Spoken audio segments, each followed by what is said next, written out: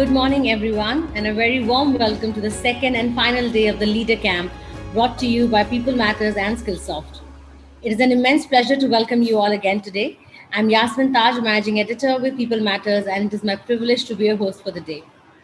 We had an amazing session by Tina and Alyssa on the first day, where they shared some insightful strategies and real case studies from their experiences.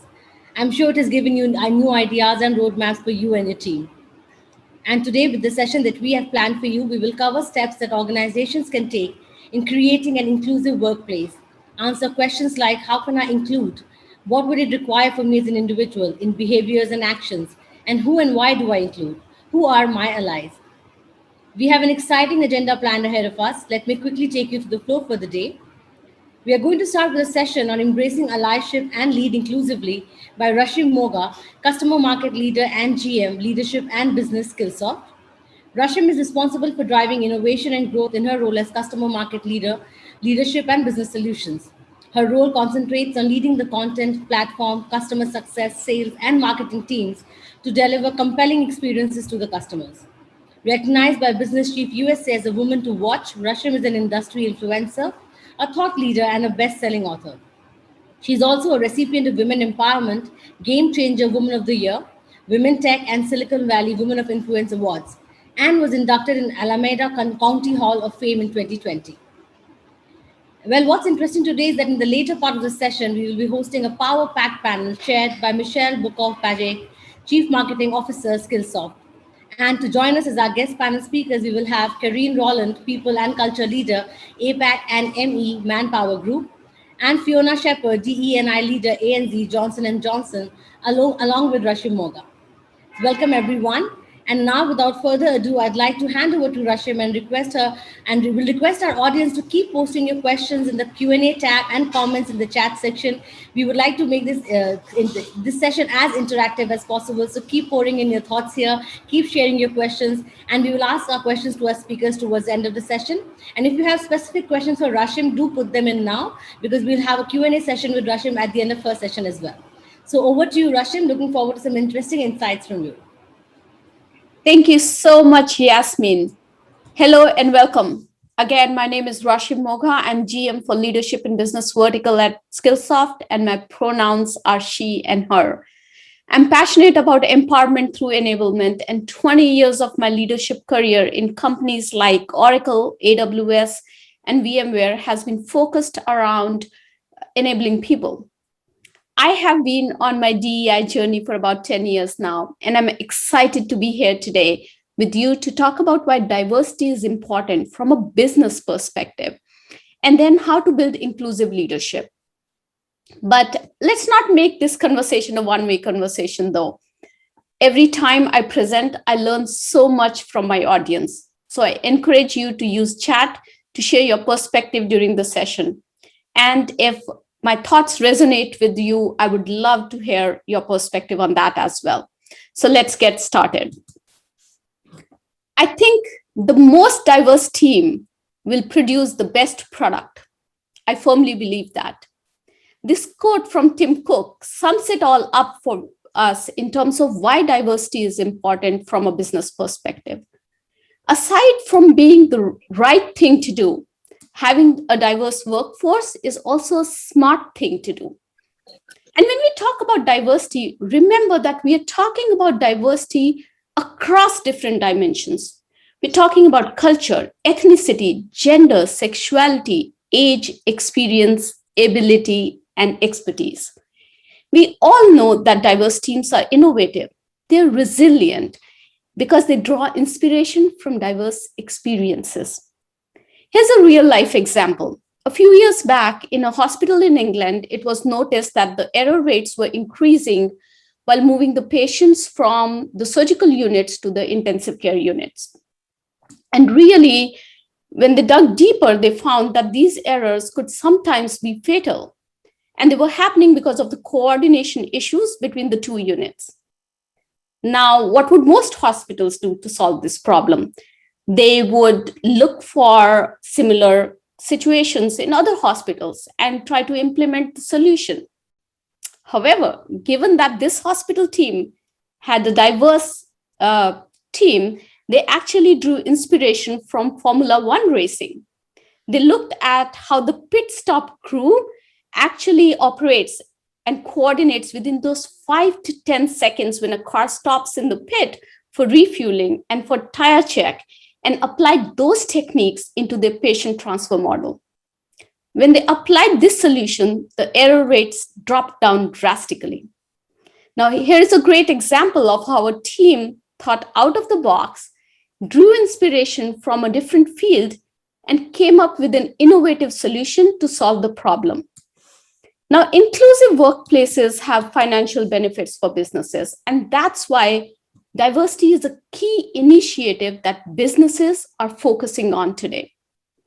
Organizations realize that their people are their biggest assets, and the only way they can grow and meet their business goals is by creating diverse and inclusive culture. Now, there's a recent study that was done by McKinsey. It was conducted on more than 1,000 companies in 15 countries. And this study found that organizations that were diverse were more likely to outperform on profitability. Let's dig deep into this data. So the companies that had gender diverse executive teams were 25% more likely to outperform on productivity. This likelihood increased to 28% if the board was gender diverse.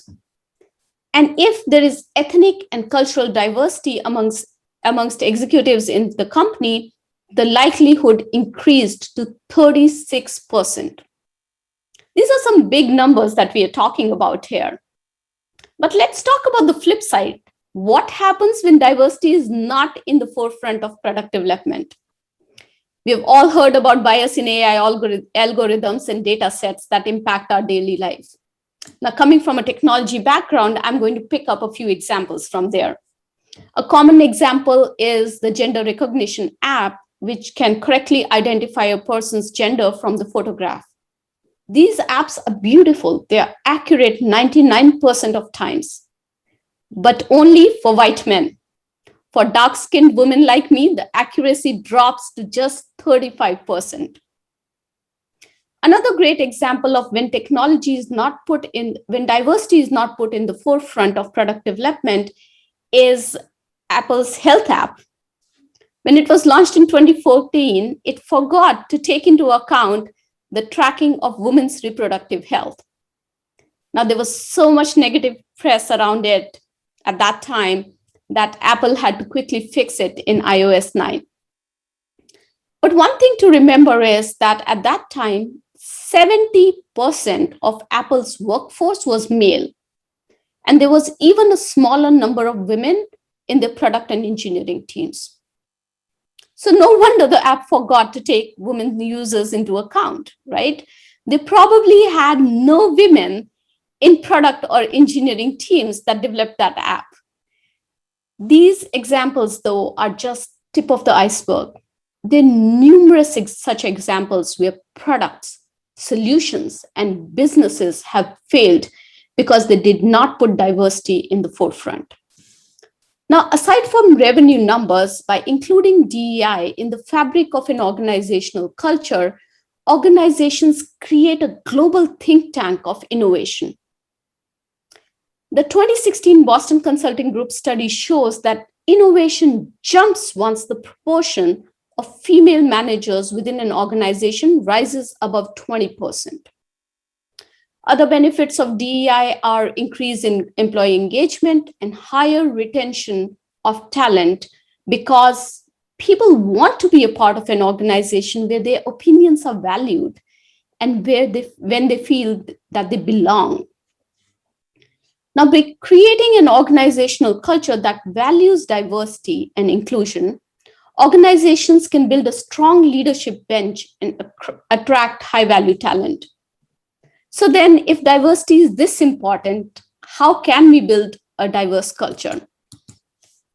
Now, you have the power to effect the change by being an ally. By taking that time and making a conscious effort to support and amplify underrepresented voices. The first step to being an ally, though, is asking why. For me, I came to this country about 15 years ago.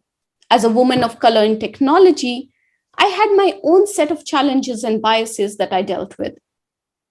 And going through those experiences, it was clear to me that I wanted to play a part in making this world an equal world for all. I also had a very unique position. I was from an underrepresented group, but I was also an ally for other marginalized groups. So, knowing my purpose, knowing my why, helped me when the journey was hard. So, as you think about being an ally, I urge you to ask yourself, why do you want to be an ally? Do you want to effect change because you believe that there is inequality in the world? Do you want to level the playing field for marginalized groups? Or is it because of your business goals? Have that honest conversation with yourself to help you decide on your next steps. The DEI journey is not an easy one. You will have to confront biases, yours and others. You'll have to be persistent, and you'll have to stay strong. There will be times when your motives will be questioned. Knowing why you embarked this journey will keep you motivated. Now, it takes humility and continuous learning and courage to proactively create a better workplace. Allyship does not happen overnight.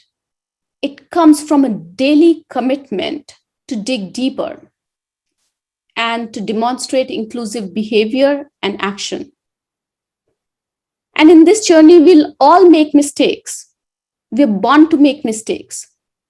The key is to embrace the discomfort of feeling unsure and use that discomfort to dig deeper. Now, you can become an ally by identifying barriers for various underrepresented groups. Look for barriers like being left out of meetings, not being considered for stretch assignments or promotions, and being talked over in discussions. As an ally, look for these barriers and intervene in positive ways. Advocate for inclusion in team meetings, discussions, and projects, and look for opportunities to sponsor and mentor underrepresented individuals.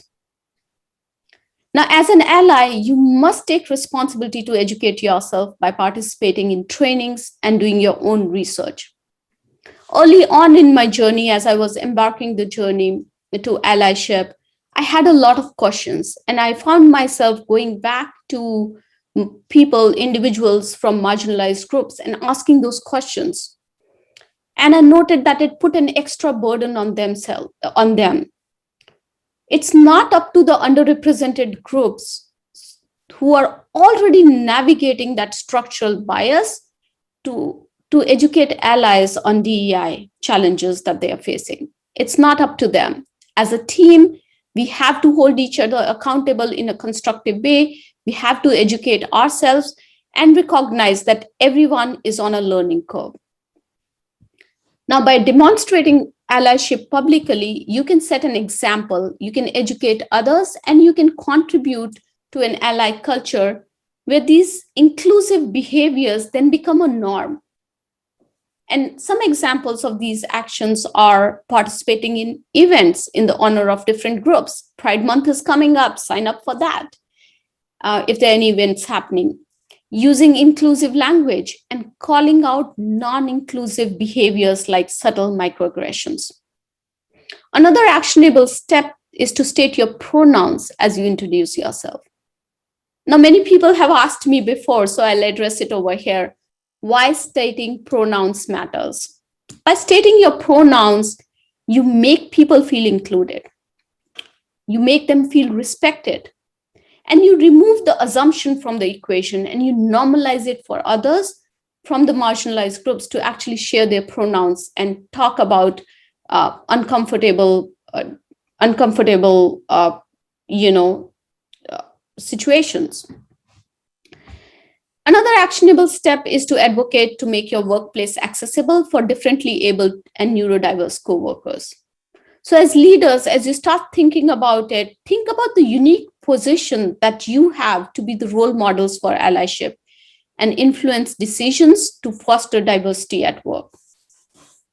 Now, also as a leader, you have a big role to play when it comes to building that inclusive culture in your organization. There was a study that was conducted which said that what leaders say and do makes up to 70% difference as to whether an individual feels welcomed and included in an organization or not. That's a huge responsibility, and that's why inclusive leadership is so critical to an organization's success. So let's talk about how we as leaders can lead inclusively. Start by sharing your diversity goals. DEI is a journey, and every company and every individual is at a different point in this journey. As you start thinking about building inclusive teams, think about your goals and then publish those goals or share them with your team. Now, this makes your intention clear to your team. And essentially what it does is it sends a message that you are serious about building a diverse and an inclusive workplace. It also encourages your team to hold each other accountable to achieve these goals. And then when you start thinking about building your team, focus on hiring diverse talent. Think about writing an inclusive job description that will encourage diverse candidates to apply. There are many tools that are available. You can use a tool called Gender Decoder to make sure that the job requisition that you create is not gender coded. I use this tool often as I write job descriptions for hiring people on my team. I just pop it up in that tool. And what it does is it shows me whether I've used the right words or not to invite candidates to apply to those positions. It's a great tool. I'll definitely recommend that you give it a try. Now, as you start your hiring process, talk to your talent acquisition team, talk to the interviewing team to share your intent of hiring diverse talent. Also, clarify to them what diversity means to you, because different people have different definitions of diversity. Now, be prepared to address any conscious or unconscious bias during the hiring process. Here, I want to share a story with you, an example. About 5 years ago, I was building out my team and I was hiring for a tech role. Now, I had been a woman in tech evangelist for years, and my team knew about that. My talent acquisition manager knew about that. And I was very clear when I opened this rec that I really wanted to bring in diverse candidates into the pool with a goal to hire a diverse candidate. Now, we interviewed candidates and made offer to a great candidate who was ideal, perfect for that role, brought in a different perspective, diversity of thought in the team, and a unanimous choice. I was so excited about this candidate. When I told about this candidate to my manager was very surprised at my decision. The first words that actually came out of her mouth were, "Rashim, why on earth will you hire a high school computer science teacher who is also a new mother and has been out of the workforce for over a year into this role?" "Because she's perfect for this role," I said. And then I went on to explain it to my manager how this candidate's unique background and different perspective added value to the team. She was a perfect hire because she brought in that diversity of thought that we needed to create solutions, training solutions that were important to our customers and provide that different perspective and different lens that we did not have in our team at that time. But that didn't work. It was not an easy task for me to convince my manager. It took a lot of going back and forth, and my persistence paid off. This candidate was one of my best hires and excelled in the role. Now, I share this example with you to emphasize that practicing inclusive leadership is not always easy. There will be challenges along the way. You'll have to be persistent and you'll have to navigate carefully. The key is to stay focused on your path and not to let go of your purpose to build an inclusive team. But then just hiring diverse talent is not enough. You have to then think about how to build that growth mindset in your team. You have to take your team on the path of the growth mindset. Encourage your team to think out of the box, encourage them to take risks, and encourage them to innovate. This can only happen when you provide your team with the psychological safety that they need so that they feel comfortable sharing their ideas. As a leader, you have to make sure that the team sees failures as opportunities to learn, that the team embraces diversity of thought without fear, and they are willing to bring their unique experiences into the conversations, into the products and the solutions that you are building for your customers. And then finally, hold your leadership accountable as well. Diversity is not one person's initiative. It is an initiative that the entire organization signs up for, and it's everybody's responsibility. DEI is a journey, it's not a destination. And we are all on this journey to make this world an equal world for all. With that, here's to a successful DEI journey. Thank you, and over to you, Yasmin. Thank you, Rashim. Very, very insightful. I love the fact that you shared about how 70% of what leaders say and do makes 70% of difference to how people feel included in an organization. That's a great thought to start our journey with. And yes, as you said, it's a journey, and let's work towards making a DEI a successful journey in our organizations. Great, and we had a lot of comments coming in, Rashim, and a lot of questions for you also. I'll just quickly try to answer, take up a few of them for you. An interesting question that I could see was on from Kanan, who says, how would you differentiate between talent and diversity when it comes to choosing the right person for the right job? What would take precedence? The right person for the right job. But how you determine that right person is a big question in itself. When you start thinking about who is the right person, have you made sure that you are bringing in the aspect of diversity of thought into the conversation?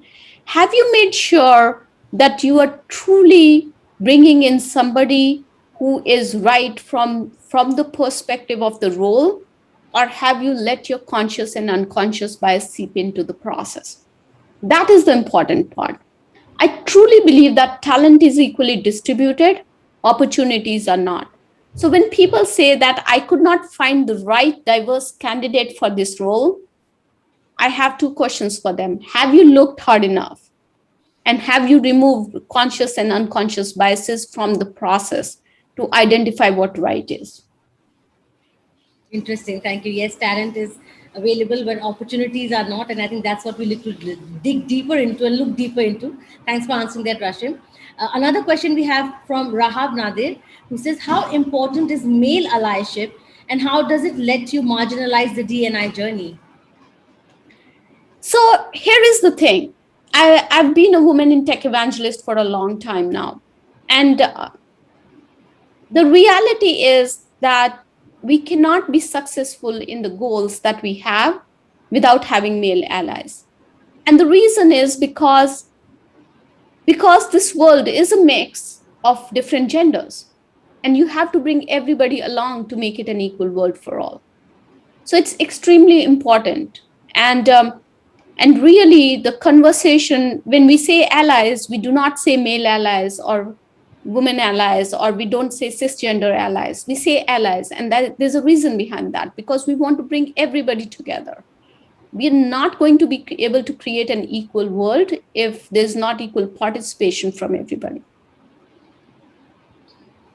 Thanks for answering that.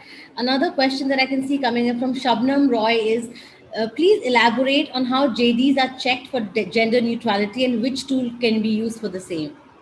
So the tool that I use is called Gender Coder. So if you put it in Google, it'll come up. It's a beautiful tool, because what you can do is you can just copy paste your entire JD into that, and it'll tell you whether it's it's inclined to draw more masculine um, representation or feminine representation, and the words are coded into into the backend in the database, and basically what it does is it checks for those words.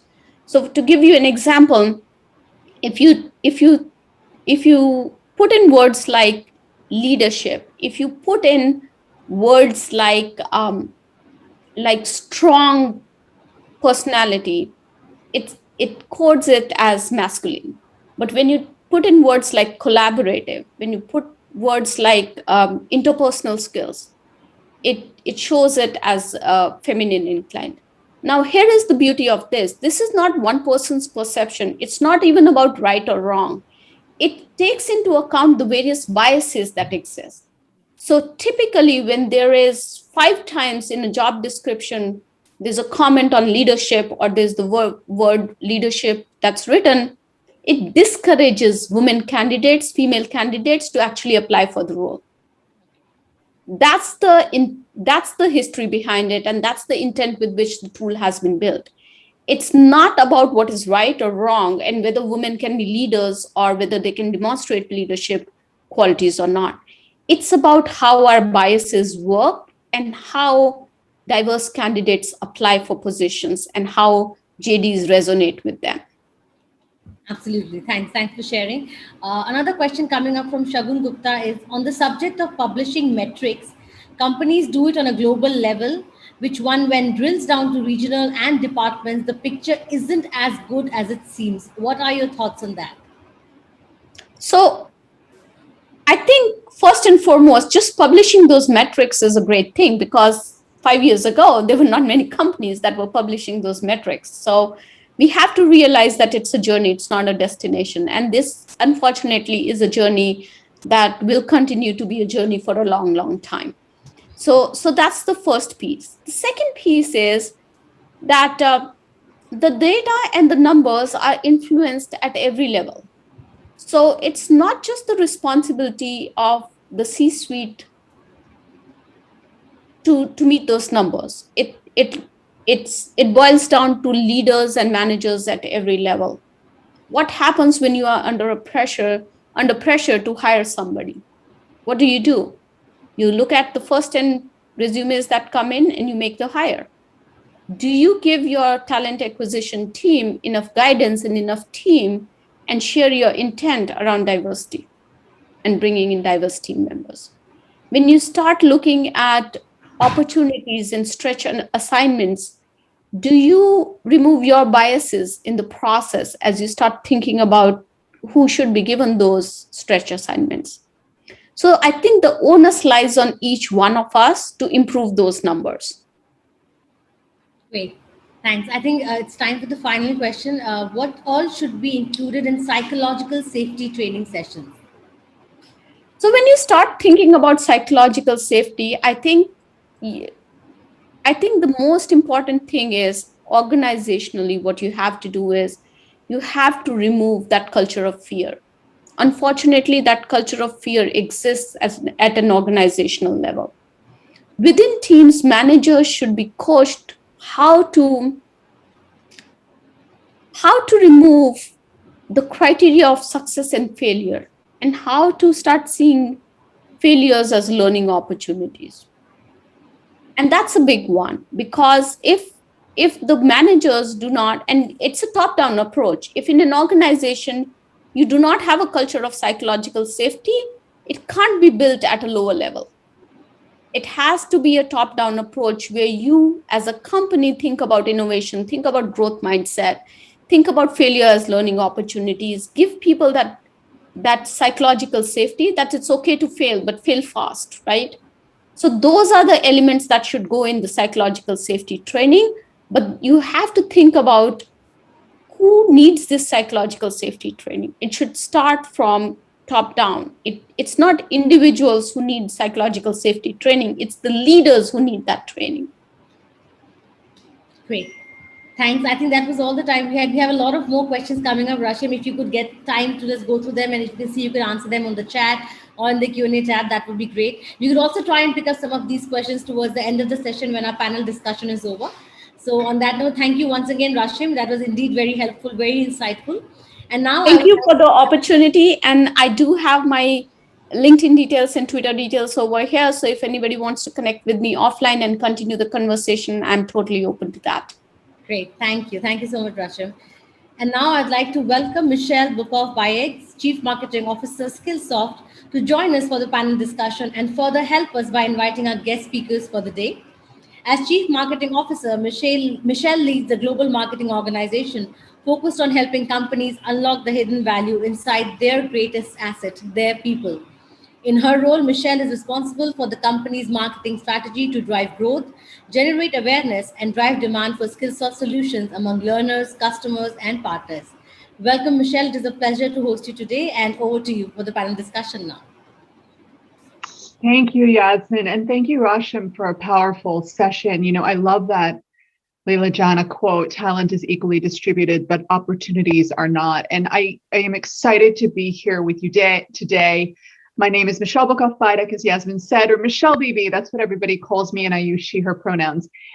We have such an amazing panel, and I will introduce them momentarily. And please do not worry as we get into this. I will keep my eyes on the chat pod to ensure that we address your questions at the end of the session, and we'll ask Yasmin to do the same.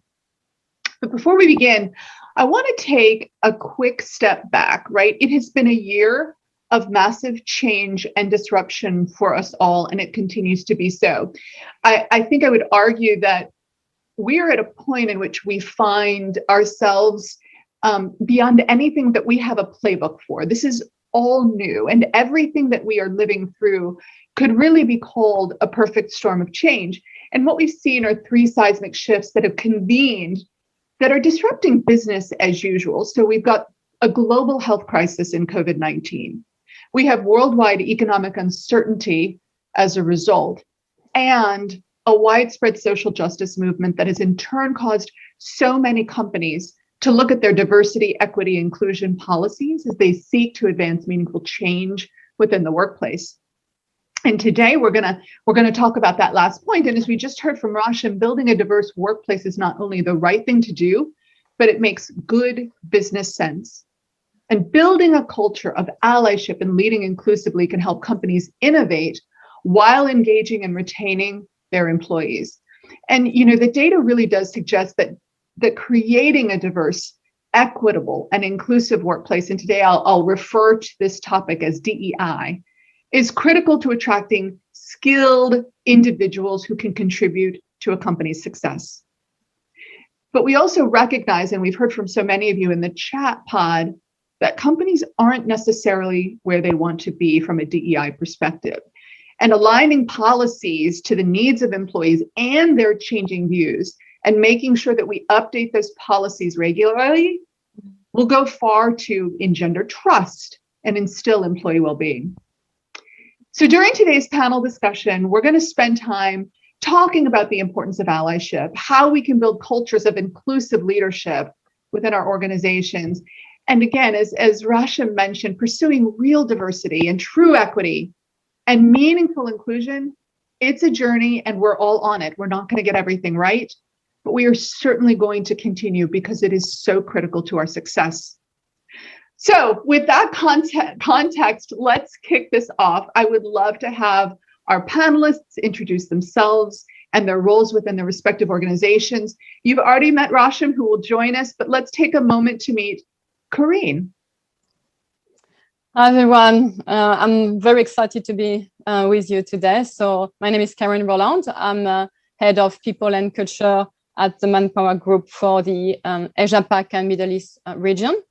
Manpower Group is one of the world leading organizations in innovative workforce solution, and we are present in 80 countries, and we have about 30,000 employees worldwide. Wonderful, thank you. Fiona, would you like to introduce yourself? Thank you so much, Michelle, and hi everyone. My name is Fiona Shepherd. I'm the Diversity, Equity and Inclusion Leader for Australia and New Zealand for the Johnson & Johnson family of companies. So we're a global healthcare company with, I suppose, sectors in pharmaceutical, medical devices and consumer goods. I report up through our Global Office of Diversity, Equity and Inclusion. However, look after the Australia and New Zealand employees. We have about 1,500 employees across the two countries. So I keep them all together. Well, thank you for joining us here today. Why don't we just go ahead and dive in, and let's begin with our first question. And Rashim, I'll ask you to answer first, and then I'll move on to Corinne and Fiona. But let's begin. How do you believe that this year has impacted the perception of and commitment to DEI, both in our own organization, but also in organizations that you're talking to on a regular basis? And then I would ask you, how has this year changed the work that you lead personally? That's a great question, Michelle. At Skillsoft, we started our DEI journey a couple of years ago. I think we were very early on during when COVID hit us in that journey. But essentially, I think what pandemic did, and not just pandemic, the events that happened in the United States as well, they fast-tracked the need to get on this journey and to move faster in this journey. They did that for not just our organization, but also for other companies that I'm talking to. With digital transformation and customer centricity, diversity became one of the key initiatives that all companies and all businesses are now focusing on. The events in 2020 actually brought people into the forefront again. Organizations always knew that people were their biggest assets, but there was a period when technology and other initiatives took the forefront. And I think what happened with 2020 is that people came into the forefront once again. So for us, what we are focusing on might not have changed all that much. Diversity was always our focus, but how we are focusing on it and how we are fast tracking our journey has changed. There's a pressure now to evolve, and the consequences are huge for not evolve if we don't evolve in this journey. So we've also realized that it's hard work, right? There's burnout, there's fatigue, there's frustration in the process sometimes, but we also know that that we cannot step out of this journey. We have to continue on this journey. So that's what has changed for us, I think. And in terms of how we lead this work, now Skillsoft is in a unique position. We have an ability to not just influence our teams, but also influence our customers with the content and the solutions that we create alongside this in this journey. So that's the beauty of it. So we have been creating programs around DEI. Happy to go into the details later on. But also we have been creating those mechanisms and change agents, the solutions that are change agents to help companies think about diversity, not just from a perspective of diversity as a business unit that sits somewhere in the HR team, but diversity as it is the DNA of a company. I think that's so important, right? Sort of injecting this into the DNA of an organization so that it's not something that we do on the side, but it really is part and parcel of everything. And I did see some questions about how do we start to ensure that all departments and all facets of our business are incorporating DEI rather than it being a separate function entirely, right? So how do we start to instill it in practice across the organization? Corinne, I go to you and ask you the same question. What's changed? What shifted for you at Manpower in the past year? Yeah, absolutely. And add to this that the pandemic, unfortunately, continues to impact market, borders, daily life around the world. And we've seen this recently across our region very clearly. So the organizations, they need to continue to plan for a certainty and to be built for change. And that's absolutely critical. So the COVID-19 emergency has demonstrated that we need to be smarter. We talk about before being smarter and more agile, in particular to tap into more DEI-based candidates as we evolve in the world of work. It's a matter of fact that inclusive culture facilitates belongings. We talk about psychological safety and optimism for change, making employees feel more connected to their work. So organizations are more likely to achieve better business outcome and cascade ROI. So the thing is, we don't know how long the situation will last, and we don't know the impact on a long term. But we do know that with the right people and swift actions, including a stronger DI strategy, we can help manage this challenge and come out stronger of this crisis. So what we are doing at Manpower Group, we have definitely put a much stronger emphasis on our DI B strategy, and the B for belonging. We have added belonging, the sense of belonging to our strategy. Integrating and including is a pillar of our sustainability plan. We as well, in the last 12 months, put much more emphasis on creating a culture of conscious inclusion in our organization. And lastly, as we work with clients around the world, so with our client community partner, we want to develop and support programs that upskill and reskill underrepresented and underserved population for meaningful and sustainable work. Thank you. Thank you very much. I love this idea that we add the B, because I think that is very important, right? So if diversity is the mix, if equity is ensuring that we are treating people fairly, if I is creating an environment in which people can thrive, the B is really making people feel like they belong. It's that next level, that next step. So thank you for that. Fiona, I want to turn it over to you because I'd love to understand, particularly in your region, what has changed in the last year and how has it shifted your views on diversity, equity, inclusion, and belonging? Yeah, in fact, I was just thinking then, Corinne, with the B, and I know a lot of my colleagues externally to J&J have flipped the acronym to be I and D now, so they're putting inclusion first. So it's inclusion and diversity, because I think, inclusion's kind of the harder one to do. Diversity is somewhat easier. So flipping them around, I think, gives it a really different perspective. Michelle, I think for J&J, globally being part of, I suppose, a global healthcare company, we have embraced the diversity, equity, and inclusion. So we've moved beyond diversity and inclusion to really look at what equity means. And I think, in each of our countries, it means different things. In Australia, where I'm based, and my colleagues in New Zealand, we have a large population of First Nations people, Aboriginal, Torres Strait Islander, Maori, and Pacifica, and it's about acknowledging those First Nations communities.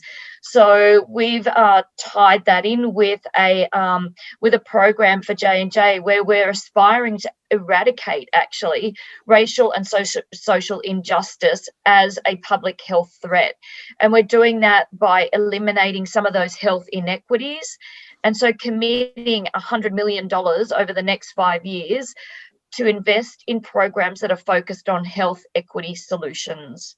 And so I think, this, to be transparent, it's, we're based in the US, and, and with the 1 year anniversary for George Floyd, I think it's today or this week, it came on the wave of that. But our commitment to this very bold action actually covers 3 areas. It's around a people first culture. So how do we cultivate one of the most diverse and inclusive workforces that actually inspires these healthcare solutions around the world? The second one is around having healthier communities. So how do we as a company help close those racial mortality gaps by investing in some of culturally competent community care programs and models? And we do that through our philanthropic arm of our business, because what we want to do is create better health outcomes, especially for people of colour. And then the third part of this, this bold plan that we have around eradicating racial and social injustice is around the enduring alliances. So it's around how do we lead and leverage the power of J&J and our partnership network to help combat that racial and so those racial and social health determinants. So that's been, I think, a big shift for us above and beyond what we already do in that D&I space. It's a big shift externally. Yeah, it is. And something you said really struck me. So Rasham already spoke about the importance of a diverse workforce, right? It's smart business. It's the right thing to do for both the people we serve internally as well as society. And we know that fostering this sense of belonging at work is important. But, really, we have to talk a little bit about the business case, right? How do you actualize the business case and the human case? You talked about the investments that J&J is making. How do you begin to actualize that business case and human case for DEI in your organization, Fiona? It's actually a really interesting question, and I'm continually pondering, I suppose, this, because there is a lot of rhetoric around the value of diversity, gender, people of color. There is still underrepresentation in most companies' senior ranks. Let's face it. It's still there, and I think this lack of progress that we see suggests that some of those top executives, that they're not finding the business case compelling, to be honest with you, and so potentially it's about making the business case more credible and powerful, so that it's there's that human element, as you said, Michelle. And I think there's three things. So maybe it's those big grand statements that we have, or that we've had in the past. How do we make them more sound and more empirically based, so that people can actually see them come to fruition? I think the other thing is that business leaders have always wanted to tie a return on investment to D&I as a driving factor. And I get it and I understand it, but I think they really need to just take a step back and have a broader vision of what success looks like, encompassing learning, innovation, creativity, flexibility, and also just, equity and our human dignity as well. And the other thing I think is that, leaders must acknowledge that by increasing that demographic diversity, it doesn't by itself necessarily increase effectiveness. And so, what matters is how, as an organisation, we harness that diversity, but then we're willing to reshape the power that comes from it. And so I think, you could probably drive it down. So, when we think about then actualizing that business case to that human case, what we're always doing, I suppose, is that how do you make it real? How do you make it real for the leaders? How do you make it real for the organization? And I've even looked at a lot of the comments in the chat and the Q&A. The thing about this is, how do we make it so that people get it? And I think that there's lots of ways that you can do that, and we'll talk to it more. But I think in the short term, to make sure that you connect that business case to the human case is to probably do some internal assessments, as within your organization. So do a cultural assessment. You need to do a cultural assessment to see what the experience is of the culture of the company. I think evaluate the readiness of your leadership for D&I. is another really important thing. And then I think you need to do an assessment across your organization, a really candid assessment and look at your policies and procedures, because they underpin the culture of the organization. And so I kind of see that actualization of the business case and the human case kind of melding together.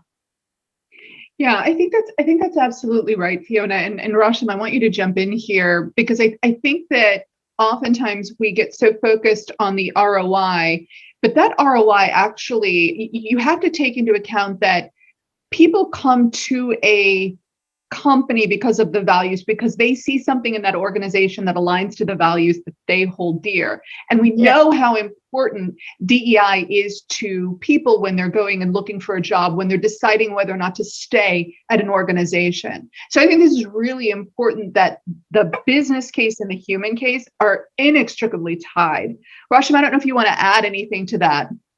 Yeah, it's interesting that we are having this conversation, Michelle, when we have profound examples in front of us. We know what Satya Nadella did to Microsoft, and how bringing in that whole thought process around diversity, not just from a perspective of gender diversity or sexuality, but also from a perspective of neurodiverse,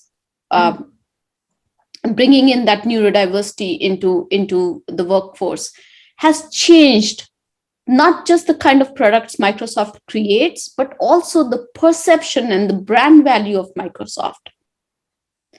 And this was not done overnight. It took him a lot of time, and he had to drive it.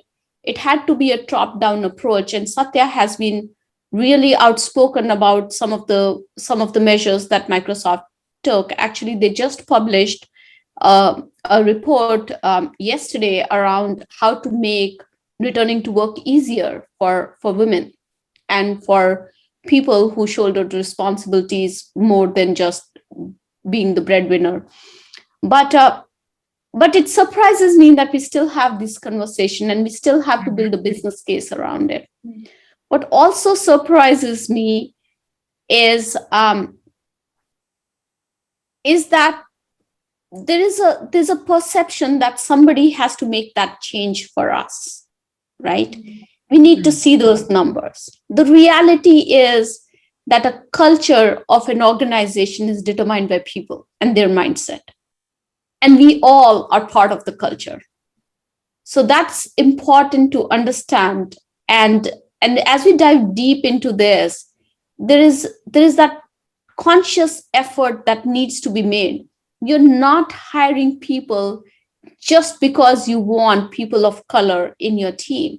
You're hiring them for that diversity of thought. You're hiring them so that you can innovate. You're hiring them because it's going to make a change in how you're going to create products for real life problems, solutions for real life problems. And that is what is the part that businesses need to hone on.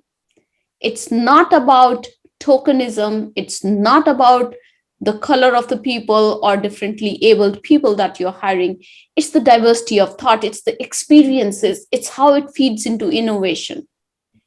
And once that understanding comes into play, that's when the magic will start happening. But unfortunately, that hasn't happened at a business level.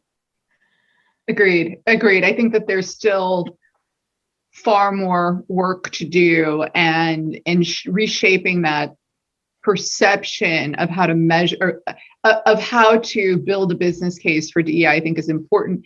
I want to shift a little bit, and Fiona, I want to come to you and talk. Actually, I'm sorry. I want to start with Corinne here. I want to move on to allyship. So we know that an ally is any person who actively promotes and aspires to advance the culture of inclusion through intentional, positive, and conscious efforts that benefit people as a whole. Easy to define, but really complex to implement, right? So we have personal biases, all of us. We have our own experiences, we have our innate perspectives, and that all plays a role in allyship. So Karina, I want to come to you and ask, how have you been able to instill a culture of allyship in your organization? And then what resources and support structures have you built to support allies? Yeah, no, it's absolutely a key question. And I think Hashim just before covered a lot around allyship. And I think if we want to be serious about allyship and equal opportunity, we have to go beyond the program. It's about culture, change the culture. And we have to be prepared to take really proactive steps to promote a diverse pool of candidates for senior leadership board position, train, incentivize manager and employee on what does it mean to be inclusive. I like the fact that we ask as well key question. We talk about the why, and the why is absolutely critical. But the following question: what obstacle exists in my workplace for underrepresented colleagues, for example? And I think, Rashim, you talk about this, so I'm not going deeper into that one. You just mentioned, for example, the one we are left out of meeting, the one we don't hear in the organization. And I think it's very, we have to start with identifying the obstacle. And then it starts with me. It starts with everyone. How am I educating myself and engaging to become a better ally? So we have to take the responsibility for ourselves, participating, organizing training. So be really proactive. It's everyone in the organization who is accountable for bringing this diversity, inclusion, equity, inclusion, and belonging strategy really into life. You mentioned, I think, Rashim, as well before, the behavior that I can demonstrate publicly to foster an allied culture into the organization. And I think I try to do more and more, and I try as well to convince my leaders or my colleagues to talk publicly about this topic. And I think the more we know, the awareness is absolutely key as well to educate others and to set a kind of norm. And lastly, whose voices are not represented at our organization? So I'm looking at, for example, in our organization, whether it's in Australia, I'm covering a quite diverse region. You can imagine Japan and India and Thailand and Singapore. I try to look at diversity in terms of who are the people who are belonging to our organization and to make sure that they have a voice when we either organize training, when we are events, and when we communicate. And I would add to this, it's a lot around personal actions to be really more inclusive. If you become a sponsor, calling out inappropriate behavior, for example, make sure that you can't just live with this. We just have to call out and to make sure that it's not acceptable, for example, to use inclusive language, to roll out training on that topic, and to make sure that it's not only a one-off training, it's regularly that it's embedded in our culture. So we talk about the journey of diversity and inclusion. For me, allyship is also a journey, and it's a journey of takes humility, and we have to continue really, to continue this dialogue in the organization. I think, Michelle, I would like to add a little bit of perspective over here as well. Sure. We talk about providing psychological safety to our teams, right? As we talk about the DEI journey. I think we have to, as organizations, we also have to provide that same kind of psychological safety to our allies as well. And that is because we are born to make mistakes. This is a disruptive space. It's a very volatile space. We are learning new things every day. What was right 2 years ago is not right today. Right. Or maybe it's in a gray zone. So how do we, I talk to a lot of allies who are continuously walking on eggshells, who do not know what is the right thing to do. And then do they retract back and not be allies, or do they deal with the consequences of not being right all the time? So that psychological safety, I think at an organizational level, needs to be passed on to the allies as well. No, I think that's so important because I think so many people are afraid to get things wrong that they're afraid to speak up and speak out. Right. And we need to provide that psychological safety so that everybody can feel as if their voice is heard. Fiona, I want to turn to you on this topic as well, because I think allyship is very important across all organizations. So talk to me a little bit about what you're doing at J&J, this idea of instilling allyship within your organization.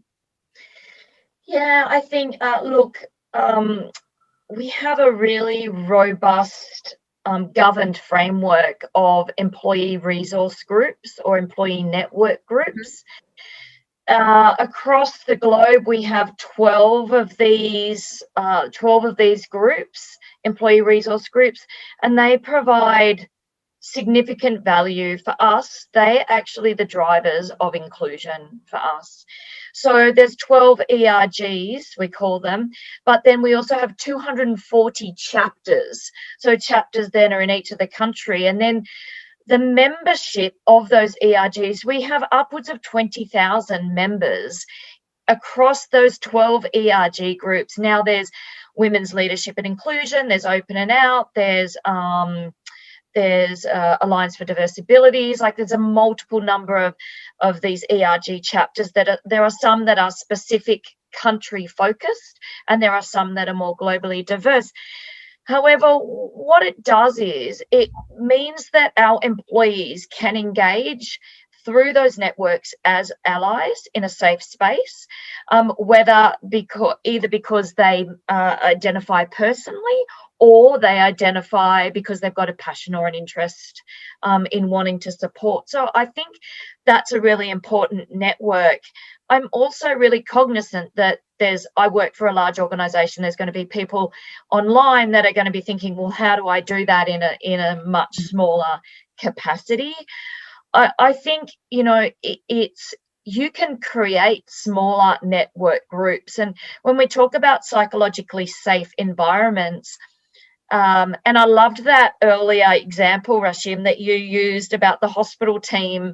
I think, I did read that Amy Edmondson is the founder of the psychologically safe environment. So make sure you look up her stories. But she talks a lot about teams being able to make mistakes and learn from those mistakes because it's a safe and a trusting environment. And so our employee resource groups enable that, but it's also not just the ERGs, it's the managers as well, and we'll speak more about it down the track. But I just wanted to say, I think, an ERG you can set up regardless of the size of your organization. It's about having someone that's passionate and someone that's either got some lived experience or has some knowledge, or want to create more awareness.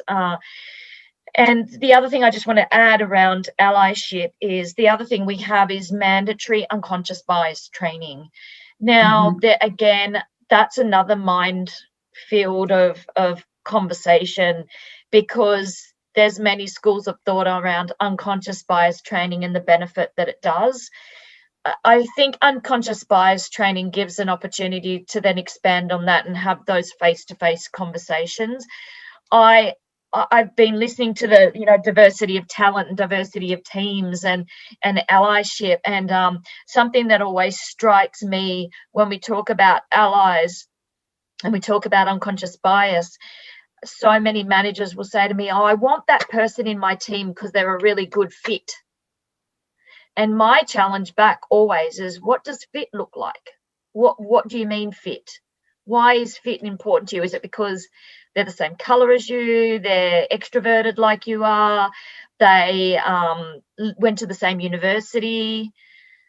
So I think, the allyship is really important, but the allyship comes with other areas as well that need to really be considered, and that's unconscious bias. And I saw someone just put a comment in there, what's unconscious bias? My advice is go and Google it. There's loads of stuff there, and I think it's a strong starting point.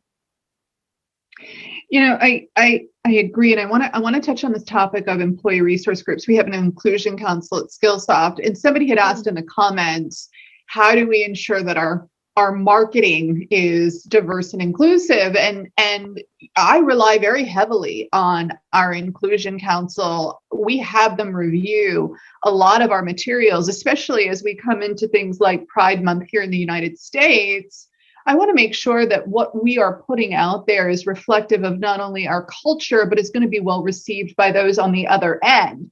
And so our employee resource groups or inclusion councils, and look, everybody has a different name for these groups that have become the sort of lifeblood of our organization, in terms of helping us, number one, take the pulse of our employee base, right? How are we feeling as a culture? But number two, ensuring that we're living our values and that we're holding ourselves accountable to those values, because they're the first people to come back and say, no, that's not right, and here's what we recommend. And that perspective, Fiona, I have to tell you, has been so incredibly important.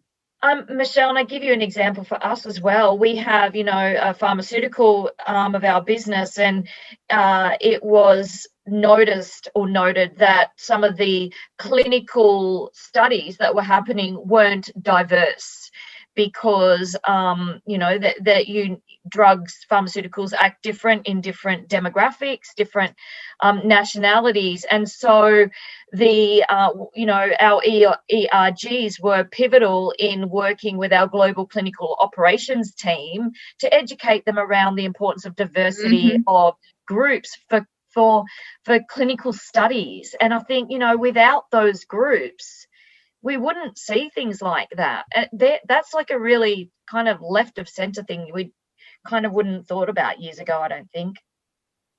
Yeah, I agree. And we touched on something, and I'm going to start with this next question with Rashim, and then Corinne, I'd love for you to answer as well. But this also came in from an attendee, and we've already seen it about training. We use trainings to create inclusive cultures. At Skillsoft, we believe that learning and growth is the way to ignite change and progress within an organization. And I know that you share that as well. So I think we have to talk about what innovative learning and training programs we're developing for our leaders. But let's be really clear, this is not just about leaders at the top level. This is about leaders throughout the organization. Everybody is a leader when it comes to the topic of diversity, equity, and inclusion. So Rashim, I want to start with you. Let's talk about what innovative learning and training programs are we developing, and are we doing enough? And to the anonymous attendee, thank you for asking that question. So let me start by clarifying who a leader is in today's world. In today's world, as organizations see it, everyone is a leader. Whether you are a leader of people, whether you are a leader of processes, or you're a leader of projects. So let's have that notion and that definition as we talk through this, because that's important. So at Skillsoft, we have embarked a number of initiatives to evolve our processes, our systems, and the programs to continue on this journey of DEI. I think the first and the foremost thing, Michelle, that we have done is we've put our stance on DEI out there. And that's very important. What is our stance on DEI? Now, different organizations take different stance. Some organizations are bold, like we are, and we put ourselves out there and we say that this is going to be our stance on DEI. We're going to be edgy, we're going to be sharp, we're going to be bold, and we stand with the diverse groups. We are allies. We start from bringing that change within ourselves and bringing that change for our customers as well. Other organizations might be pragmatic, and they might want to test the waters first before they try to figure out how edgy and sharp they can be around this. We have had the privilege of working in the industry where our internal efforts and our external efforts are interwoven. So last year, as we started looking at how can we fast track our DEI journey, we actually delivered our first live leadership webinar, just like this one, like the one that we are participating in with Lawana Harris. She's a certified DEI coach and a Skillsoft partner. We had 9,000 people attend that. And we learned several important things, not just from a perspective of what we need to bring to our customers, but also what we need to change within our organization. So, basically to understand what allyship looks like, what are the programs that we should launch. Our inclusion council was actually a result of the conversations that we then had with Luana Harris around that. Some of the initiatives that we are launching, which is around stating our pronouns, for example, is around that. And then the next step was then to basically decide what are we going to launch in terms of programs and content for our customers to make their journey easy and for them to learn from our experiences, because we are sharp, because we are bold, because we are fast tracking our journey. So we released our 5 DEI courses in April. And I hate to call them courses because they're really not courses in my mind. They're actually documentaries. They're real life stories. They are people who have shared their experiences. And this is a very unique approach to taking a unique approach that we have taken around content, because what we are trying to build over here is a mindset change. It's change management that we are doing. We have conscious and unconscious biases that we can never get rid of them. Biases, there are 180 different kinds of biases that exist that are known right now. And this number is increasing by the day. But how do you bring in that mindset change so that you're aware? And these courses are people-led. They're real stories. And then there is an expert commentary behind it, but they're not traditional training courses. So if you haven't checked it out yet, to everybody in the audience, you should go and look at these courses. I know a lot of people were asking questions around what is unconscious bias training? How do we bring in allyship? How do we bring in inclusion? You'll find those answers. And through these real people and in-person training, interviews, roundtable discussions, what these courses do is they ignite emotion, they ignite conversations and learning for our customers at all stages in their DEI journey. And really having those honest conversations is the first step. So Rashim, you're going to have to go to the chat pod and insert a link, or we'll have to get it out to everybody later, because all I'm seeing is share the courses, where can I check out the courses? So please, if you could do that, that would be wonderful. Karine, I want to talk to you about Manpower Group and what you are doing from a learning and training perspective, because this is clearly top of mind for so many people. Yeah, absolutely. And I will link to training and learning with our strategy. When you design training, you look at your strategy, you look at your purpose. Our purpose is to provide meaningful and sustainable work. So it's a journey, and I'm working on this at the moment. So I think again, the strategic piece is absolutely key for us to understand what the diversity, equity, inclusion, belonging means for us, and then you look at the different groups, and to Rashim's point about leader, who are the leader in your organization, and what do you want them to learn, and what do you want them to develop as a skill set, but as well tied with the diversity piece. I'd like to mention one key initiative. It's more holistic than really concrete training, but it's a culture survey we launched end of last year, and the project is Culture Matters. It's a 3-year journey in our organization.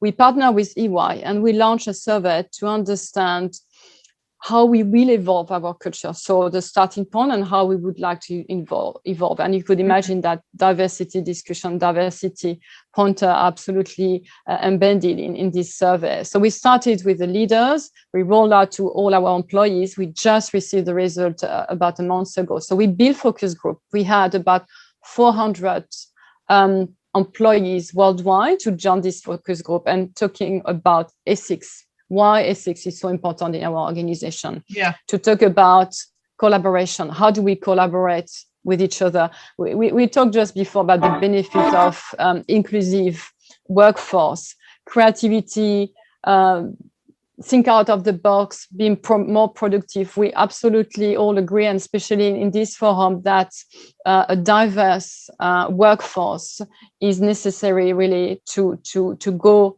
and to bring these new ideas into life. So we are really in this journey. And it was interesting because when you do an assessment, when you do a survey, it's anonymous. So you look at your workforce and the feedback, and regardless of culture, regardless of language, regardless of background, you get the result live, and you are able to analyze what our people are telling us about our culture and how we would like really to take this feedback and build a culture of inclusion. Thank you, Corinne. And I want to stay with you. Look, I have written about, and something that I'm very passionate about is how the pandemic in particular has affected women disproportionately. In a lot of ways, COVID-19 it's been coined the pink pandemic because it has had such a profound impact on the economic and social power and influence of women of all identities and across geographies. And I want to ask you this question first, and then Fiona, I want to move to you. But what recommendations do you have for organizations, Corinne, that are looking to help women re-engage in the workforce, reimagine their careers, reskill for this future of work? Because this is a very important topic. And my fear is that we are COVID washing an issue that has been around for decades. And of all of this progress that we've made, I worry that we're going to sweep this one under the carpet. Yeah, I agree with you. We call it the she session internally. So basically the data are showing us that as a result of the pandemic, we're going backwards in terms of equality and progress. That's the case. And as we know, women have taken more responsibility at home, schooling, caring for children and elderly relatives. So I can mention a lot around this, and myself as well, having a young girl when we were in, and again, we're in lockdown, just the announcement of the government, we're back to lockdown tonight. So I was really, just for a short time, which is fine. But I think a lot of our countries are still in lockdown, not to mention India or Malaysia and Singapore across the region. But so I've experienced this as well as a woman. And the impact is double-edged. So women have been pushed out of the labor market by declining roles and also having to opt out. So they have to look at the priority, balancing the home and balancing their job. And you had to this as well, the demand. And if I look at especially country, not to mention India, but the demand for role like in IT, cybersecurity, apps developer, etc., they are predominantly held by men. So how do we make sure that women can come to this workforce and can play a key role? Because there are so many roles at the moment open on the market. So the first thing I think that organizations have to look at is to be prepared for hybrid work that accommodates, both remote and in-person work options. So we talk a lot about flexibility, and I think especially women want more flexibility. And again, if I talk about my personal situation, I have completely changed the way I work. I have completely rearranged my schedule, and I have decided as well to take more time with my family. Was my little daughter, before I was traveling like crazy. I'm not traveling anymore, and now I can really take time with her. So the flexibility is absolutely key in this environment. And there are different ways, and I will mention maybe 6 or 7, how we could make progress in a gender parity, in a new reality. And I will come back to the why. So know the why. So advancing towards gender parity in the workforce is not only the right thing to do. It's further. We talk about being more creative, being more innovative, and I think we have to go beyond it's the right thing to do, and understand why are we doing this. Secondly, is setting women up for success. So recognizing which obstacle they're facing when they want to grow in the ladder. And I can give you the example of great success, but at the same time, I feel we could do better in Japan. And you know how much it's a challenge as well for women to progress in the ladder and to be at the top of the organization. But we are building a pipeline so that at least we have, in the past year, 50% of promotion are women, which is fantastic. But now my question to my Japanese colleague is, how many are now visible in the top 10 of the organization? Because we lost a lot. So we were not able to retain some, again, because of, and for different reasons, like setting up for success and making sure that when they progress in their career, we understand what are the main obstacles. Another one would be, I would say, ask why not. I like this one, for example, instead of asking, for example, oh, she doesn't have this experience or these skills. What do we need to make it work? And we tend to see the negative. Let's see the positive, so that women are bringing, what do they bring to the organization or to the role? And we come back as well to leaders. They need to hone and to measure it. However, we mentioned as well that the fact to measure it, we have to be mindful and careful how we measure it and how we do bring this result to the organization. Identify adjacent skill set as well. What are the skills and the soft skills that are needed in the market?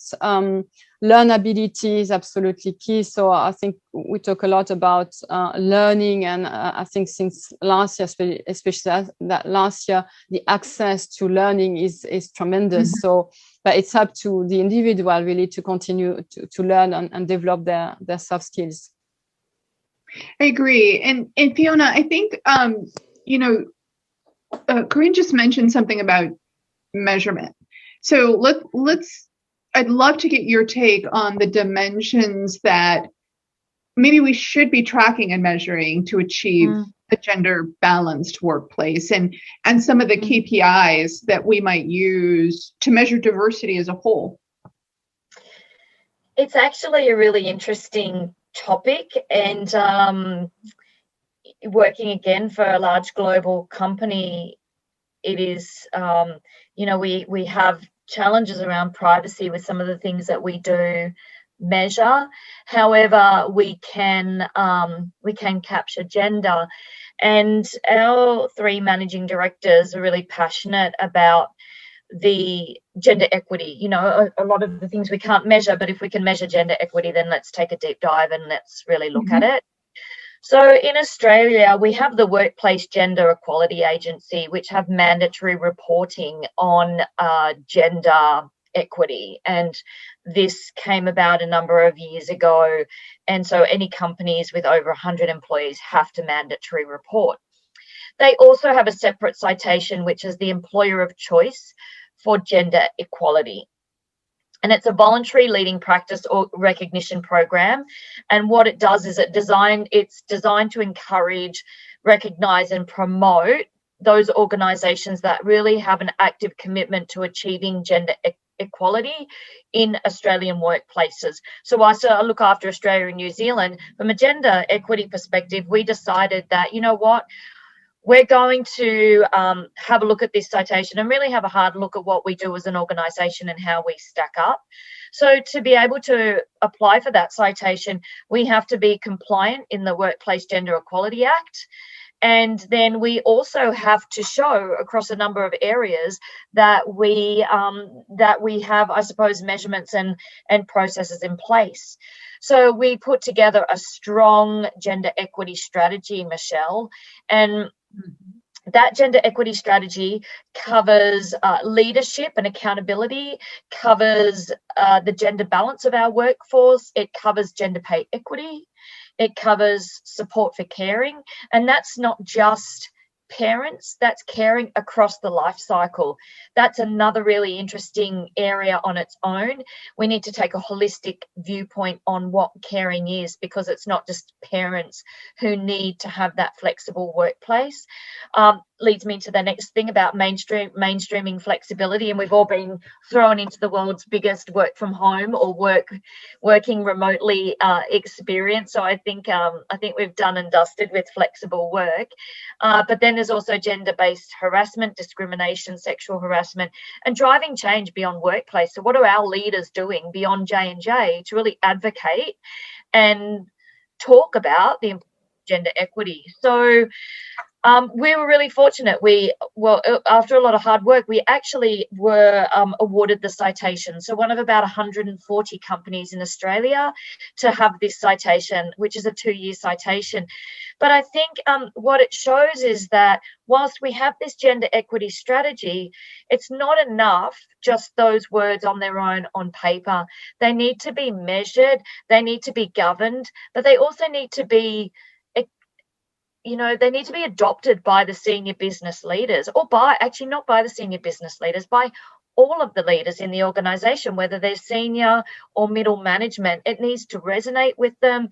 They need to be able to understand why we're doing it. So measurement is important, but measurement on its own isn't enough. It needs to be together with the stories that we tell and the meaning behind it.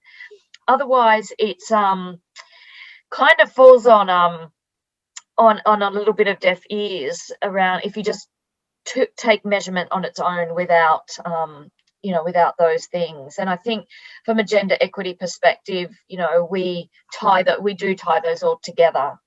I think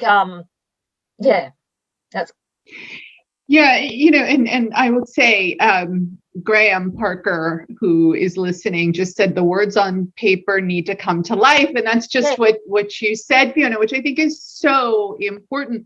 I literally had like 15 questions, and I'm like, I think we're going to get through all of them. And yet we've only scratched the surface here, and we have so many questions from the audience. And I want to make sure that we address more of these because they're so good and they're kind of provocative too. And so Rasham, I want to start with one for you, because I think this is a really interesting one. When you look at this, when you look at the panelists here, we're all women, right? Yeah. And most DEI panel discussions and conferences, and this is coming from Abhishek, very rarely have representation from men. Is it just a coincidence? Is it that men care less? Or is it by conscious choice by the conference team? So Rasham, you want to take that one? Because I think that's an interesting question. That is a very interesting question. And I was actually thinking about this when I walked into this panel, because I noticed that too. Although I would say that in this panel, at least we have ensured this diversity of experiences. We're all coming from a different background. I come from a business background. You come from a marketing background, Michelle. Fiona comes from a diversity background. And then there's Karen, who comes from Manpower Group. So our experiences are different. We also probably have some kind of intersectionality going on. I'm a woman of color, but I'm also but I'm also an ally. So there's stuff that's going on. Now, I think the reason why conferences and why we see more women in the panel is because we want to understand the perspective of people who are trying to make a difference and are still in some way or form marginalized, right? Because for so long, there wasn't a space for raising our voices to tell people how we really feel and what's our perspective on diversity, that it now has become important to bring that to surface. Well, in the process, I think we eliminate some of the male allies that we should definitely bring in, and cisgender allies as well. So that's probably something that needs to start changing very soon. But at least, from a perspective, and as I think about it, that's the key reason that comes to mind, because those experiences are then not heard. You and I, Michelle, have been in previous companies in our previous lives, have been probably the only women with a seat at the table, and sometimes not with the voice at the table. And that is so critical now. And these forums are seen as those opportunities to let our male allies know the challenges that we deal with and how to address those. Hey, Michelle, can I just jump in too? Like, I love what Rashim said, and I actually, for me, when I go on a panel, so with J&J, we're part of the Champions of Change Coalition, which used to be Male Champions of Change. What they have is a panel pledge. So for me, when I get asked to go on any panel, I always ask, what's the gender diversity on the panel? What's the background on the panel? In Australia, any panels that I go on, I want to make sure there's an acknowledgement of country to First Nations people. So that always happens. And I always ask, if we're in a large setting, what access will there be for people who are like neurodiverse, who can't, or maybe can't, hearing impaired. So there's some of the checks that I go through before I even commit to getting on a panel. I have to say to Rashim, though, it's actually unusual for me to see 4 women on a panel, because usually there is more men than women. I want to call it out, though. We see this in D&I at J&J. We have predominantly more women than men, and I don't know why. I have some personal thoughts. I'm always trying to get more men into D&I. So yeah, I think it needs to be called out. I'm like, men, where are you? Hello? Yeah. I don't know. Like, I want them in D&I. So I don't know I don't know. It is an interesting topic, and I wonder sometimes when I think about my male colleagues, if they're doing it to be deferential, when I think what we really need them to do is step up and say, I'm an ally for change. I would love to be able to talk about why I think this is important for me as a man. I want to, Corinne, there's a question for you that I think is a good one that ties back to what we were talking about with gender balance. Most organizations, and this is coming from Dublina, most organizations have a recruitment strategy to improve diversity. However, a robust strategy to retain a diverse population is missing. Is something like offering alternative jobs a potential strategy? What are some of the strategies that we can look to create a better opportunity to retain those people who might need to leave the workforce? And you talked a little bit about flexible work environments. Perhaps you can take that one.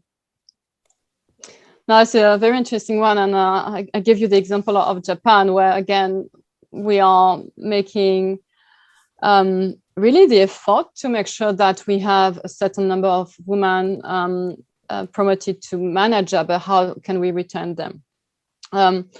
I think that different things there. When we either design program, when we look at high potential program, leadership program, we have to look at from the diversity perspective. So it's not necessarily looking at a different job, but how do you build your pipeline so that you have a diverse pool of talent? Setting expectation from the start. For example, when we recruit talent, and I think there were a few questions around talent acquisition strategy and policies. It starts with, do we have a panel of diverse people interviewing? How do we identify that we have clear goals around diversity when we put the shortlist in place. So, and it starts with all of this. Then you build your pool of talent. And then after, in terms of retention, we have to identify, when we look at the metrics, and there are lag and leader indicator. And I think the lag indicator, if you look at your workforce and the demographic, is who do you lose, who are you not capable to retain, and the reason why. So I think it starts with a very open conversations. Why are we not able to retain? And is it for obvious reason? Or are we very open as well to build a dialogue around the reason? And it would be interesting to really dive into the data and understanding the reason, and not to make a shortcut saying, oh, it's for example, someone who's joined a team where it's predominantly men, and the woman doesn't feel comfortable among very male-dominated environment. So how can she be really included in the group discussion and etc. So I think that the data will tell us more. How do we the reason why people or female leaders are not staying, especially in very specific role, and again, it's open dialogue and communication, which is absolutely key. Thank you. Thank you, Corinne. I want to move to a question, and I believe I want to pronounce this correctly, Kanan. I want to get the tone of this question correct. So it is such an interesting one. So we talk about. It's a great question. Is that the one you want, Fiona? All right, I'm going to go with this one for you, Fiona. But we talk about how do we hire for a more diverse workforce? What are the things that we look at in terms of job descriptions? But are we really being open to candidates who aren't coming from tier 1 or tier 2 institutes? Are those things important as we start to look at resumes? And are we actually being mindful of opening up our recruiting efforts to institutions, schools, and different types of skills development than kind of the traditional top end? Fiona, is that the question that you wanted to take? I kind of lost that one. I was looking at one there around unconscious bias, but I can see down the bottom recruitment. I'm happy to take that one, Michelle, if you want me to. You jump in first, Rashim, because I've got something to add there as well. So I've been a hiring manager for over 20 years now, and I've never hired a candidate based on the college that they went to. I've also hired people in highly technical role who never went to college. Because when I look for a candidate, when I look for what I want to hire for, I want to hire for attitude. I want to hire for a growth mindset. I want to hire for the thought process of a person. Because guess what? The skills are going to change in 2 years, what they require to be successful in this job, and what this job is going to look like in next 2 years is going to change.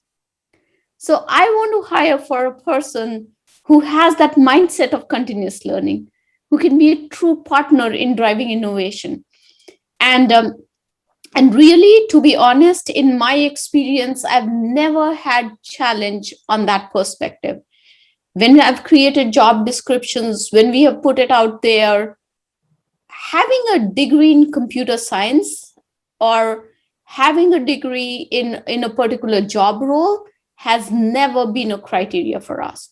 So as you start thinking about building your teams, as you start hiring people, if there are people from talent acquisition team in this participating in this leader camp today, ask those questions from a hiring manager. Ask what they're looking for, and that is the most important piece. The problem is that most of the time, what we do is we rehash job descriptions.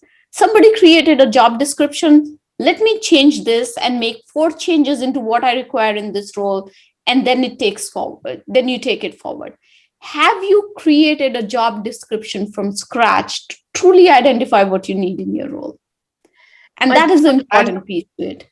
I jump in. I just want to, like, Rashim, I totally, and, you know, kudos to you. I think you're a highly intellectual and really aware of your biases, but I know we all work with people who are totally unaware of their biases. And whether that's, you know, and it's not a malicious thing most of the time. It's because we bring our life experiences along with us, and it takes years of unlearning. I'm still checking my biases every day and unlearning those. I think when it comes to recruitment, there is massive value in de-identifying resumes or letters that come in, to the point of even taking people's names out of them, taking where they've gone to university out. I think, you know, let's be honest, there is biases that exist, and I think you know, like, if we really want to make changes, then we have to be brave to make those bold moves and even just acknowledge them. I think the space of DE&I can get really overwhelming because there is so much that we can do, and I think making those very small changes in the job description, in the job adverts that you gave, Rashim, is amazing. Like, we put our job descriptions through a similar tool, but I think, you know, the language that you use, even having down the bottom of each of your advertised jobs that all our jobs are flexible, we don't advertise part or full time. Because it shouldn't be like, even just by saying this is a part-time job, you are setting the bias towards a female with children, for example, who wants to work part-time.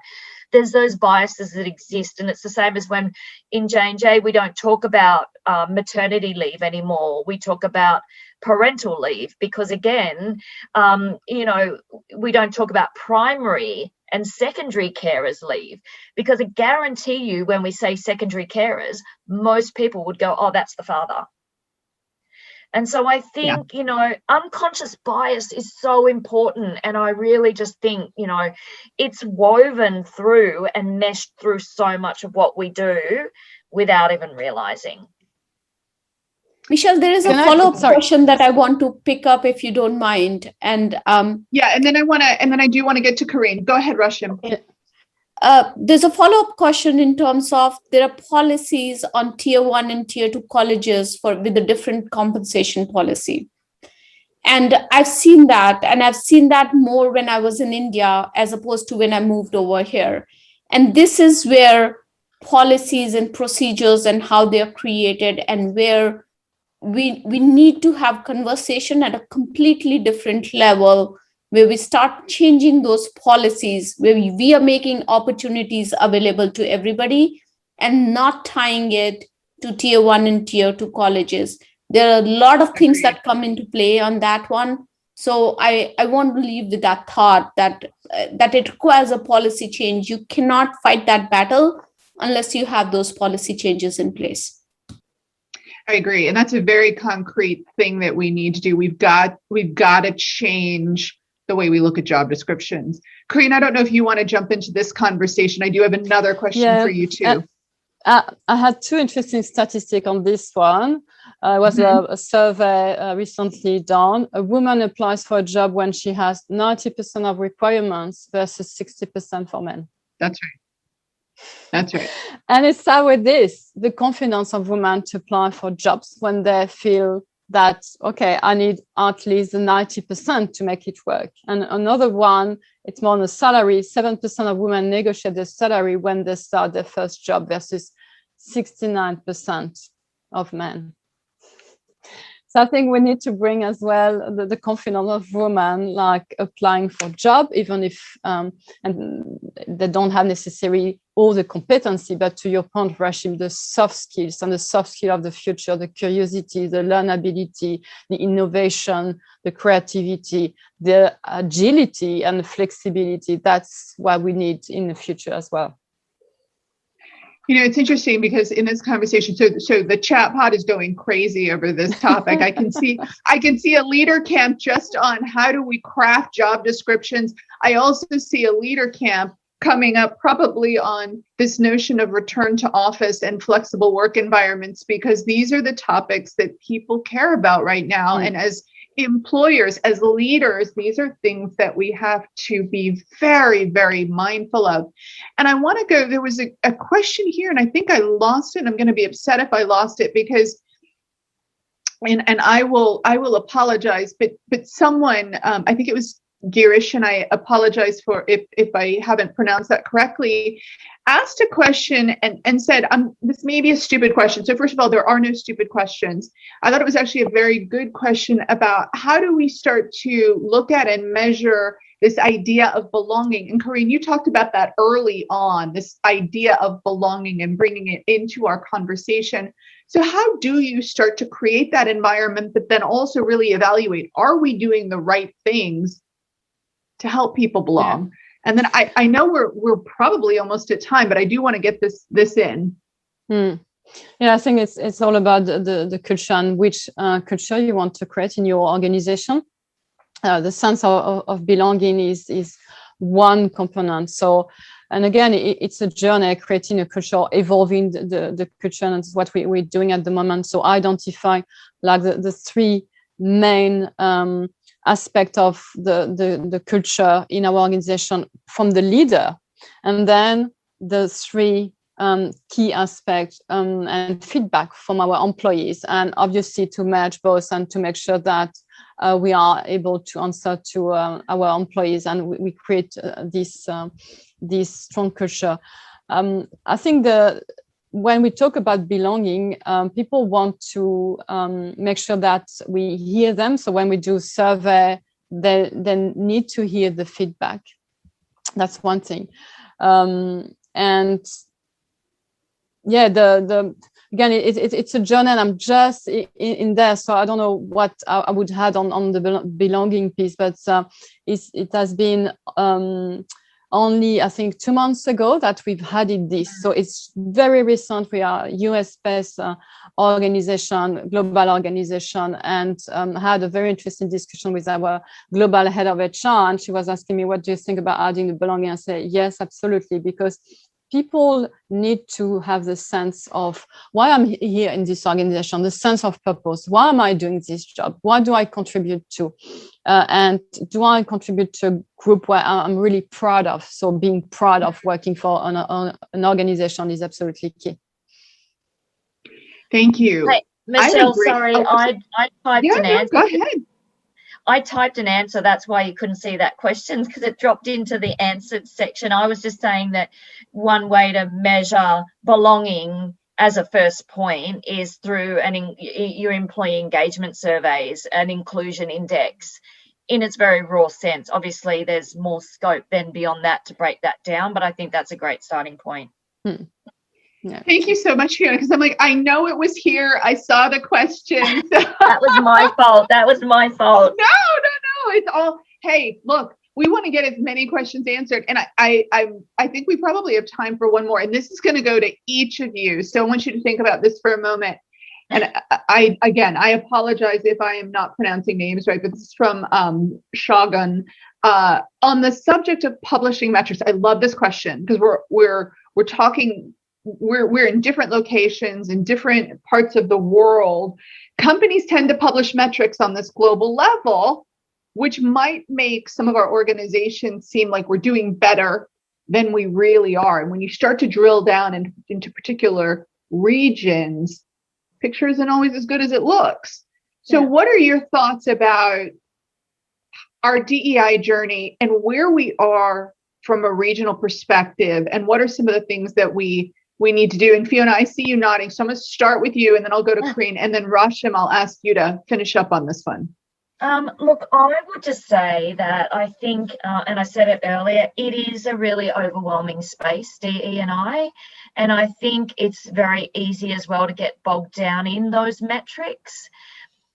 So someone mentioned it earlier on, like we're all at different stages in the I and D, DEI and B, D and I journeys.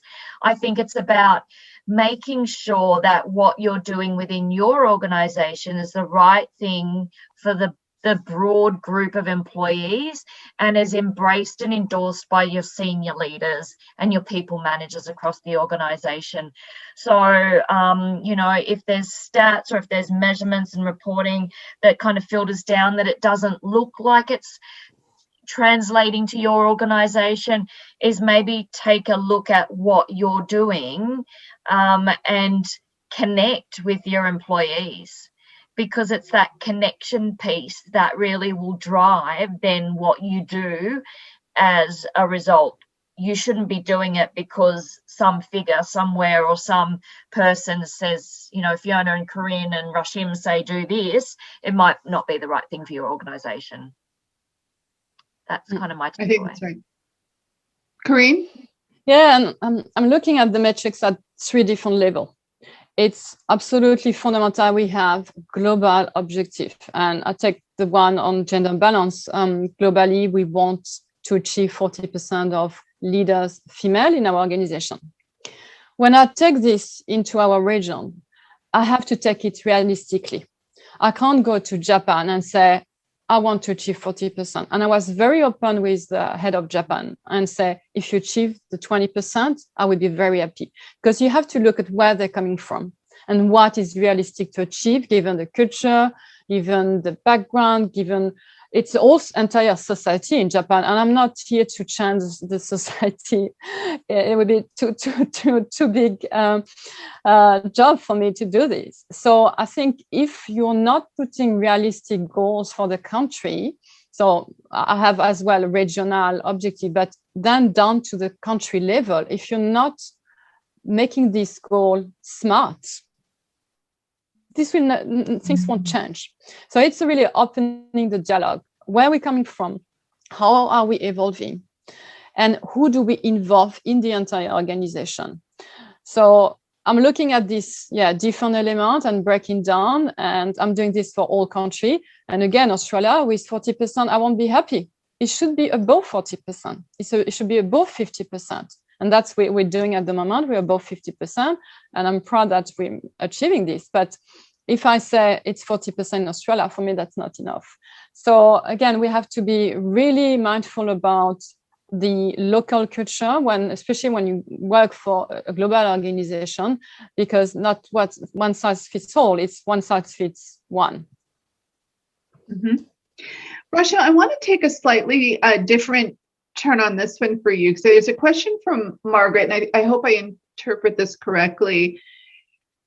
And it kind of goes back to what Corinne just said. Are we pushing for too much cultural change too fast, in that leaders really want cultural change? We want to see these metrics here. We want to be above this point, but are we really, everybody's at a very different starting point. So how do we understand and acknowledge that cultural change happens over time, and this is not something that we're going to be able to affect overnight? That's a good question. And really, Michelle, for me, as I see it, it's the intent behind those numbers that matters. Yeah. Numbers are important, data is important, but how we get to those numbers is important. I've been part of many large organizations where numbers were met. There were diverse people on the team, but they really didn't have the voice at the table. They were not part of the conversation. And do those numbers then make any sense, right?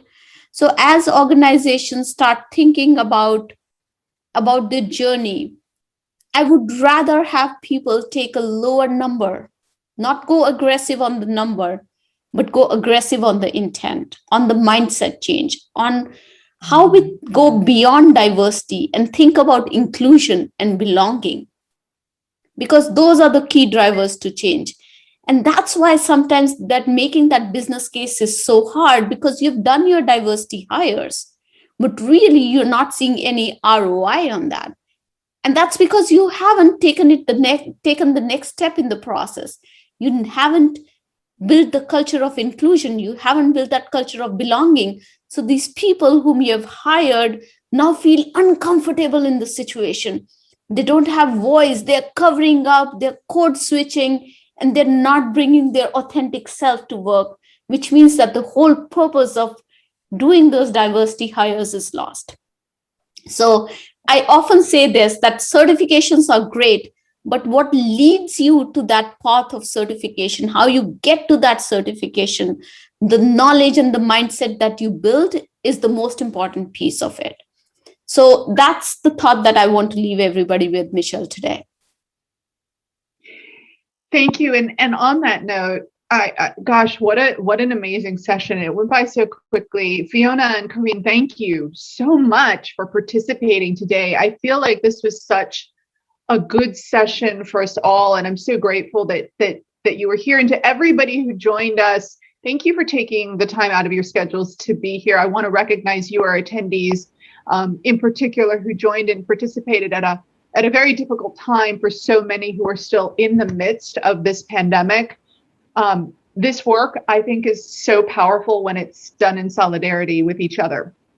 And for those of you who've been here for the 2 days, I hope you found this insightful and valuable. You know, I think our speakers and our panelists have offered some tangible and practical ways in which hopefully you can advance your own programs. I think the good news is that we're having these conversations and we're having more about diversity, equity, inclusion, and belonging, and the steps that organizations need to take to create more inclusive workplaces. And I think the challenge now is for us to translate this dialogue into action and commit to progress and meaningful change.